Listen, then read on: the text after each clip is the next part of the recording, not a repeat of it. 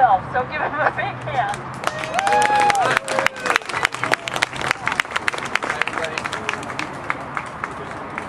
Alright, my name's Holleran. I'm an active duty soldier stationed at Fort Hood, Texas.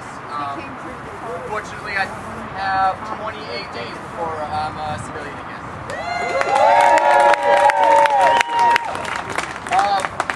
A little bit earlier today, I had somebody from SMU ask me what was one of the traumatic experiences I had when I was in Iraq, and I realized that this is a common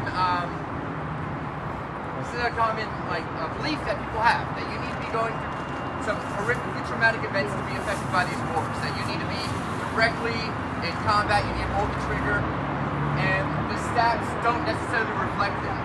A majority of suicides of active duty soldiers, over 50%, are from non-deployed soldiers. That tells you something. It tells you something about the system of the military-industrialized complex. It tells you something about the oppression that exists inside the military that forces these children, these 17, 18, 19-year-old kids to feel like they have no other choice. And this is the only way that they can convince Americans, this is the only way they can convince people to raise a gun against another human being through the brainwashing and the conditioning of the military. I just think that's a concept that we need to think about a little bit more as we go into anti-war movement, as we address what are the systems that allowed this to happen. What are the processes that were in place that allowed Bush to get away with this for so long. I also want to talk a little bit about what Iraq Veterans Against War is doing. I mentioned it the other day, but in solidarity with Iraqi organizations, Harvard Law School Center for Constitutional Rights has helped us develop a request for a hearing at the Inter-American Commission on Human Rights to hold the Bush administration accountable for what they have done. It was brought to my attention that this isn't the first time that people have attempted to go through the legitimate process, the channels of the judicial system. This is one of the first times, to my knowledge, that we've gone to an international court to hold them accountable.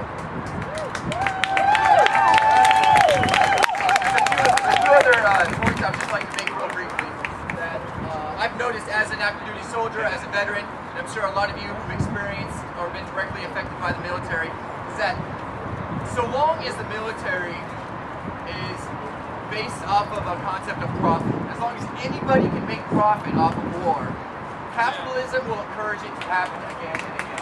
So anybody can make a living, anybody can make a ridiculous amount of money off of this, their whole existence is going to pursue war and conflict again and again. And it's people like me, my brothers and sisters, the civilians of the countries that we invade, that are going to pay the price for their paychecks. I'd also like to point out that the military in itself desires conflict to exist. That if there was no war, there would be no military. That in order for these high-ranking commanders at the highest levels to maintain their positions, to maintain their budgets, that they need to have a conflict to be engaged in. And if there's no conflict, there's no money. So it's in the best interest of the